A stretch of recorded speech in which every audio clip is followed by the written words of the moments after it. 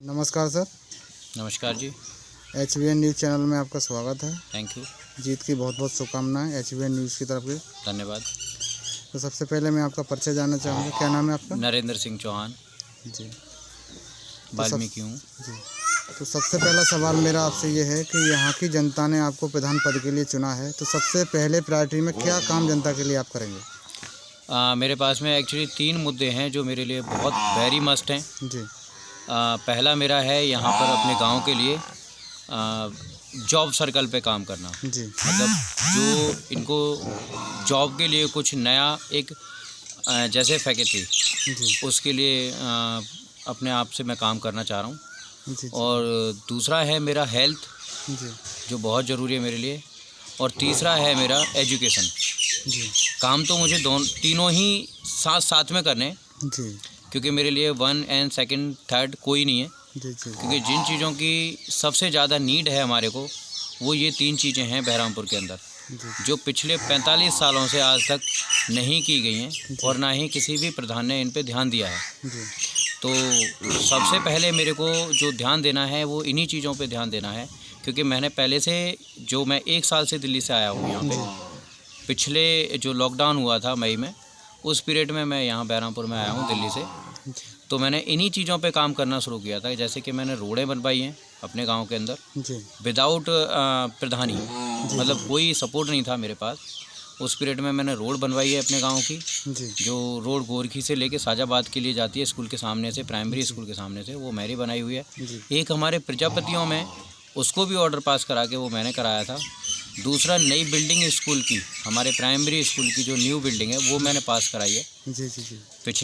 पिछली साल जो लॉकडाउन पीरियड में। नरेगाओं पे मैंने काम कराया, नरेगा की जो पेमेंट थी जो रुकी हुई थी वो दिलाई। अब आने वाले समय में देखते हैं, क्योंकि अब मैं एज ए प्रधान यहाँ पे बैठा हुआ हूँ। जी। जी। जी। तो अब सबसे बड़ी जो प्रायोरिटी है हमारी कि जो चला गया वो चला गया, लेकिन अब हमको काम करना है, क्योंकि हम पावर में हैं। अभी हम अपने आप को शपथ लेने का वेट कर रहे हैं कि हमारे पास शपथ आए, और शपथ पत्र मिलने के बाद में हम उसके बाद अपना काम शुरू करेंगे। तो हमारा सबसे पहला जो मकसद होगा मेरा, वो होगा लोगों के लिए रोज़गार देना यहाँ पर। जी। जी। अब देखना मुझे ये होगा कि मैं CM साहब से मिल के लेके आऊँगा या मुझे यहीं से लेके आना पड़ेगा। जी। और मैं अपनी जिम्मेदारी से, पूरी जिम्मेदारी से कहता हूँ कि मैं 100% ये काम करने में सक्षम रहूँगा और मैं करूँगा।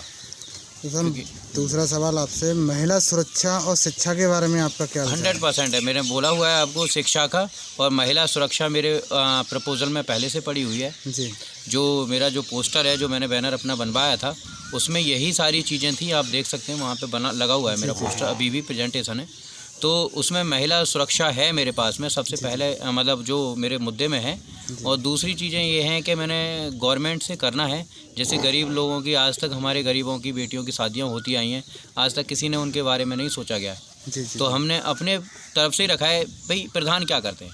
प्रधान आज तक जो पेमेंट आती है उसमें से मिनिमम 30-40% प्रधान और कुछ लोग, मतलब मैं किसी के ऊपर इल्ज़ाम नहीं लगा रहा, लेकिन कह रहा हूँ, और ये सही है कि चोरी में खा जाते हैं। तो उसको चोरी ना करके यार प्लीज़ गरीबों को 20,000 रुपये पर गरीब की बेटी को आप प्रोवाइड करा दो ना।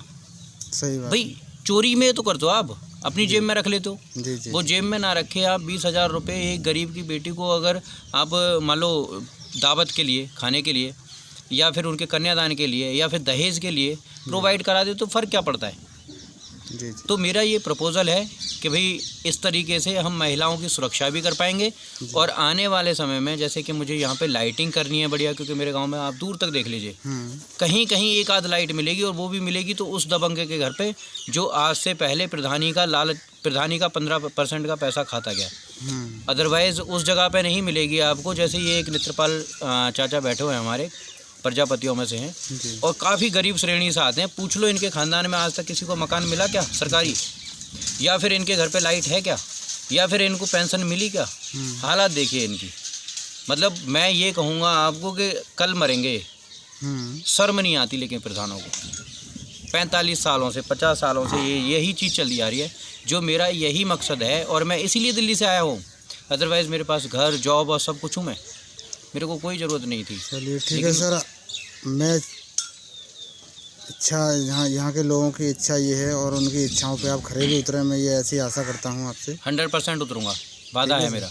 जी जी आप आने वाले कुछ समय में मेरा इंटरव्यू फिर से लेना। जी जी जी। और आपको पता लगेगा कि 50% वर्क आउट मैं ऑलरेडी कर चुका हूँ और विदाउट प्रधानी जी बैठे हुए हैं सामने, आप पूछ सकते हैं। मैंने इनको कोई लालच नहीं दिया है, पौवा नहीं पिलाया है, कोई पैसा नहीं दिया है। और आपको दिखेगा कि मैं 1 साल में काम कर चुका हूँ। जो प्रधान स्कूल था उसे भी लेके आए। जी जी जी। जो प्रधान 50 सालों से नहीं कर पाए थे वो मैंने किया है यहाँ पे। जी तो इसलिए मेरा मकसद ही है अपने गांव को अच्छी एक ऊंचाई पे लेके जाना जी। और गांव के गरीब लोगों के लिए काम करना। Thank you. धन्यवाद।